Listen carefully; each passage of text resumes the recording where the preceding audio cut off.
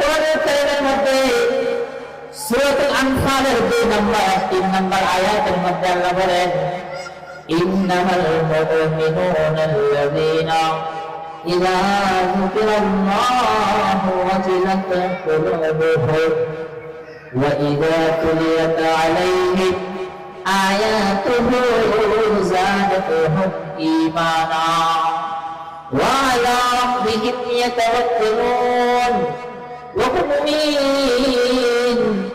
আমরা সকলেই কালেমার বিশ্বাসী। বলেন কিসের বিশ্বাসী? চিল্লায় বলেন কালেমার বিশ্বাসী। আমরা আল্লাহকে বিশ্বাস করি। সব মানুষদেরকে যদি আল্লাহকে বিশ্বাস করি, আমরা তো ঈমান গ্রহণ করেছি, ঠিক না ঠিক? আমরা ঈমান গ্রহণ করেছি কারণ আমরা কালেমা পড়লাম, লা ইলাহা ইল্লাল্লাহ। একটু জোরে চিল্লায় বলেন কার কালেমা পড়েছে? লা ইলাহা ইল্লাল্লাহ। ঈমানদার তো এমন একটা কালেমা পড়ছে, কারণ ঈমানদার তো এমন একটা কালেমার বিশ্বাস করেছে যে বিশ্বাসের ভাগটা কত বেশি আল্লাহর নবী হাদিসের মধ্যে বলেছেন। এই ঈমানদারের এই যে কালেমা পড়লাম, এই কালেমার দামটা কত বেশি, কত ভারী, কত ভারী। আল্লাহর নবী বলেন কিয়ামতের ময়দানে আমাদের সবাইকে একসাথে একত্রিত করবেন। একত্রিত করার পরে একটা মানুষ, গুনাহগার মানুষ, আমরা তাড়ায় যাব। অগণিত কোটি কোটি মানুষগুলো, গুনাহগার মানুষগুলো দাঁড়িয়ে যাবে। বিশ্বাস করেন আল্লাহর নবী বলেন এই গুনাহগার মানুষদের মাঝে একটা লোককে আল্লাহ তাআলা ডাক দেবেন, আসো। এই গুনাহগার বান্দা বলে, ইয়া রাব্বাল আলামিন ডাকছেন কেন? বলে আল্লাহর নবী সাল্লাল্লাহু আলাইহি ওয়াসাল্লাম বলেন এই লোকটাকে ডাইকা বলবে, তোমার তো গুনাহ পেশ করা হয়েছে, তোমার গুনাহের রিপোর্ট তৈরি করা হয়েছে। বলে আমার কত গুনাহ? বলে তোমার এত পরিমাণ গুনাহ যে 99টা দফতর তৈরি করতে হয়েছে। গুনাহ মাফার জন্য কয়টা দফতরে কুচিল হয়ে বলে 99টা দফতর। কি গুনাহগার! অর্থাৎ পৃথিবীর সবচেয়ে বড় গুনাহগার বান্দাকে আল্লাহ রাব্বুল আলামিন এখন একসাথে উপস্থিত করবেন। তোমার গুনাহ, এত গুনাহ তোমার, এই যে দেখো অগণিত গুনাহ, 99টা দফতর কার্যালয় করা হয়েছে তোমাদের এই গুনাহ মাপার জন্য।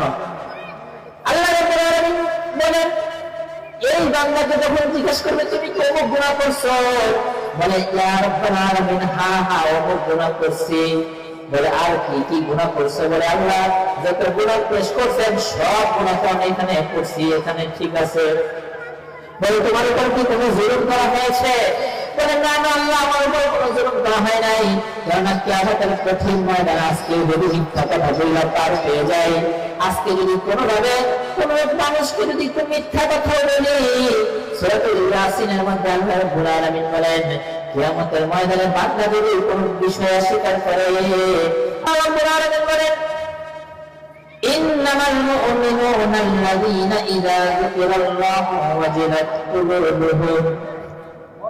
প্রকৃত ঈমানদারের গুণ হচ্ছে 5টি। পবিত্র কোরআনুল কারীমের সূরাতুল আনফালের 2 নম্বর 3 নম্বর আয়াতের মধ্যে প্রকৃত ঈমানদারের গুণ কয়টি? কিছু হয়ে গেলেন 5টা গুণ যদি তার মাঝে থাকবে, যার মাঝে 5টা গুণ যার যত বেশি থাকবে ওই ব্যক্তি জাহান্নাম থেকে তত বেশি বাঁচবে।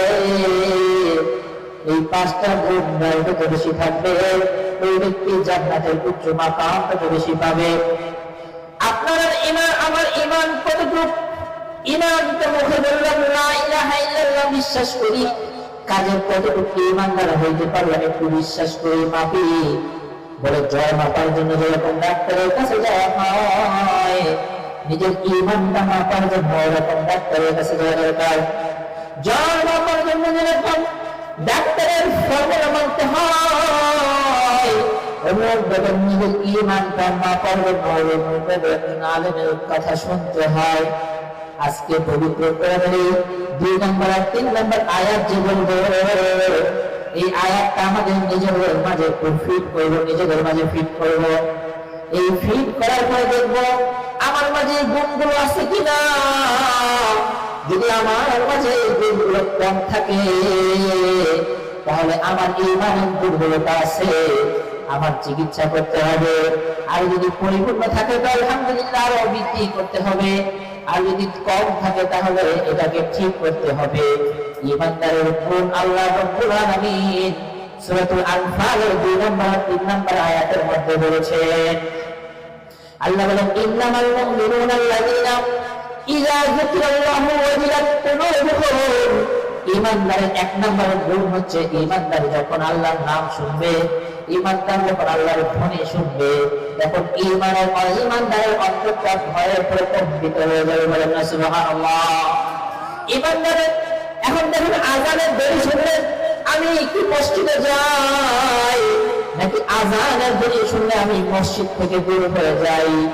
ফজরের আযান শুনলে আমার ঘুমটা কি ভাঙে, নাকি ফজরের আযান শুনলে আমার ঘুম আরো বেশি বাড়ে?